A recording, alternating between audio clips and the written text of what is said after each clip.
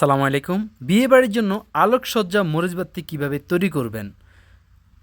তো দেখেন এখানে আমরা কিন্তু এই মরিচবাতিগুলা নিজেরাই সেট করছি। আর এগুলা কীভাবে আপনারা সেট করবেন দেখেন, আমরা জাস্ট এখন চেকিংয়ের মধ্যে আছি।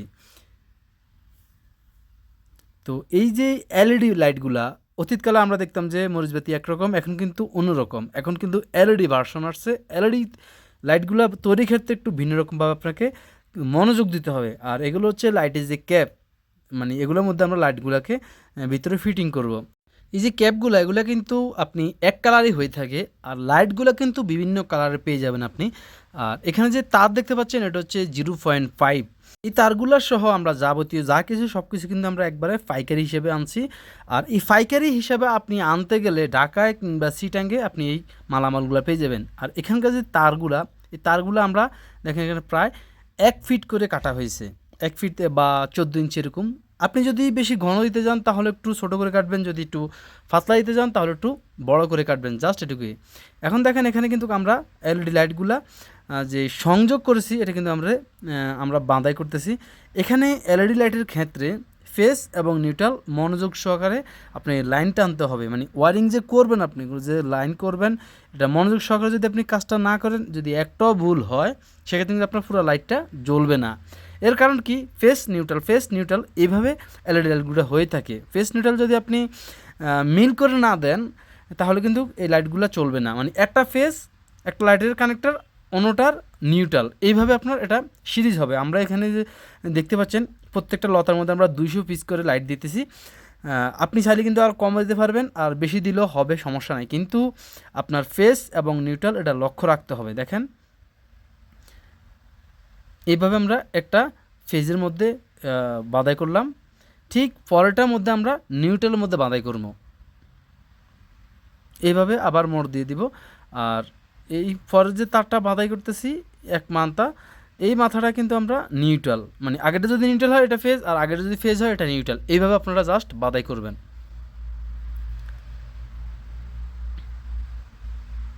এভাবে বাঁধাই করলাম। এবার আমরা এটাকে বক্সের মধ্যে ঢুকিয়ে দেব, প্লাস্টিক, এখানে আমরা এটাকে এভাবে লাগিয়ে তারপর জাস্ট একটা টেস্টার বা কোনো একটা কিছু দিয়ে চাপ দিয়ে পুরোপুরি ভিতরে ঢুকিয়ে দিব। পরবর্তীতে আমরা এটাকে গ্লু গাম দিয়ে লাগিয়ে দেব। দেখেন এই যে বড়টা দেখতে পাচ্ছেন, এটা হচ্ছে ফেজ আর ছোটটা হচ্ছে নিউট্রাল। তো আমরা ড্রয়িংয়ের মধ্যে দেখি কিভাবে ফেজ এবং নিউট্রাল কানেকশন করব। লাইটের কানেকশনটা ড্রয়িংয়ের মাধ্যমে যদি আমরা দেখি, দেখেন এখানে যে বিভিন্ন কালার এলইডি লাইটগুলো দেখতে পাচ্ছেন, কালার যেটাই হোক এগুলো সবগুলো কিন্তু 3 ওয়াটের। তো এখানে এই যে ছোটোটা দেখতে পাচ্ছেন এটা হচ্ছে মাইনাস, আর বড়টা দেখতে পাচ্ছেন এটা হচ্ছে প্লাস।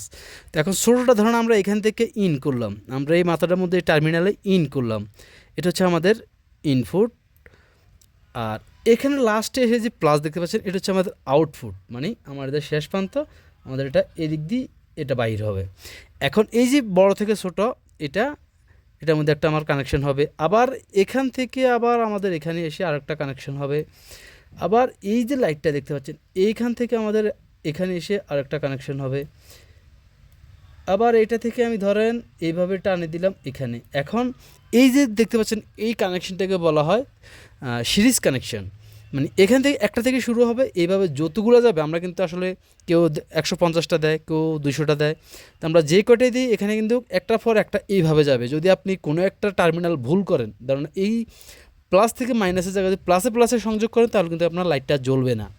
আর এখানে যে কানেকশনটা করবেন, এই জাম্পারটা করবেন, এটা কিন্তু আপনি যদি ঝালাই করেন বা শোল্ডারিং আয়রন দ্বারা ঝালাই করেন তাহলে কিন্তু মজবুত হবে এবং কোনো লুজ কানেকশনের নিড থাকবে না। আর যদি আপনি ঝালাই না করেন সেক্ষেত্রে ভালো করে মনে দিতে হবে, যাতে করে এটা পরবর্তীতে কোনো টান খাইলে বা লুজ হইলে যাতে লুজ কানেকশন না থাকে, তাহলে কিন্তু লুজ কানেকশন থাকলে এটা স্পার্ক করবে এবং এই লাইটটা কেটে যাবে। আর একটা লাইট কাটলে কিন্তু সিরিজ কানেকশন সিস্টেম আর একটাও জ্বলবে না, মানে এই যে 200টা লাইট আপনি লাগালেন, একটা লাইটে যদি জ্বলে যায় বা ডিসকানেক্ট হয়ে যায় সেক্ষেত্রে কিন্তু আর জ্বলবে না। যদি কোনো কারণে লাইটের ভিতরে শর্ট হয়ে দুটোটা কিন্তু একই সাথে হয়ে গেছে, সেক্ষেত্রে কিন্তু লাইটটা জ্বলবে, কিন্তু যদি এটা ডিসকানেক্ট হয়ে যায় তাহলে আর জ্বলবে না। এবার আমরা এই গ্লু গাম দিয়ে এটাকে ভালো করে ভরাট করে দেবো, মানে যাতে কোনো রকম একটু ফানিও না ঢুকে। কারণ আমরা যখন এই লাইটগুলো বাহিরে এগুলা লাগাবো, জ্বালাবো, তখন কিন্তু অনেক সময় বৃষ্টিপাত হয়, আর বৃষ্টির কারণে যদি কোনো একটু ফানি একটা লাইটের মধ্যে চলে যায় সেক্ষেত্রে ওই লাইটটা জ্বলে যাবে। চলবে না আর। তো না চললে পরবর্তীতে এই যে লাইটটা, একটা লাইট যদি কখনো জ্বলে যায় সবগুলো লাইট কিন্তু বন্ধ হয়ে, মানে আপনার 200 ফিজের একটা ছড়া, পুরো ছড়াটাই কিন্তু বন্ধ হয়ে যাবে। পরবর্তীতে আপনি এগুলো আবার রিফারিং করতে পারবেন, এগুলো কেটে নতুন করে আবার সংযোগ দিয়ে চালাতে পারবেন। আর এই যে ফেস এবং নিউট্রাল দেখেন, আমরা কিন্তু এক মাথা থেকে ফেস আর এক মাথা থেকে নিউট্রাল এভাবে দাগ দিয়ে রাখছি। আমরা চেকিং করবো সেম একই রকমভাবে। দেখেন এবার আমরা এই যে বোর্ডটা নিলাম, বোর্ডের এখানে কিন্তু আমাদের ফেস এবং নিউট্রাল দেওয়া আছে, যেহেতু এটা সিঙ্গেল ফেস। তো আমরা এটা একটা গিরাটা এটা আমরা ধরে নিলাম নিউট্রাল। দেখেন আমরা একটা গিরাও দিয়ে রাখছি তার মধ্যে একটা চিহ্ন হিসাবে। এরপর আমরা এই যেই এই সাইডটার মধ্যে একটা ফেস দিয়ে সরাসরি আমরা কিন্তু এখন চেক করব, এই জন্য এইভাবে আমরা চেক করলাম। আমরা কিন্তু এটার মধ্যে ডায়োড ব্যবহার করব, বা বাজারে কিন্তু ছোটো আকারের সার্কিট পাওয়া যায়, সেই সার্কিট যদি ব্যবহার করি বা ডায়োড ব্যবহার করে আমরা নিজেরা তৈরি করি, তখন কিন্তু আমার ফেস এবং নিউট্রাল বাছাই করতে হবে না। ফেস নিউট্রাল যেদিকে ইচ্ছে এদিক দিলেই চলবে, কিন্তু এখন চলবে না। তো ফেস নিউট্রাল আপনারা কীভাবে ডায়োড দিয়ে কানেকশন করবেন, এবার সেই ড্রয়িংটা দেখে নিন। এবার সিরিজ কানেকশনের সাথে আমরা যদি ডায়োড ব্যবহার করি তাহলে আমাদের প্লাস আর মাইনাস খুঁজতে হবে না। ডায়োড কানেকশনের ক্ষেত্রে এখানে দেখতে পাচ্ছেন এই যে ডায়োড, এটা হচ্ছে ডায়োডের প্রতীক।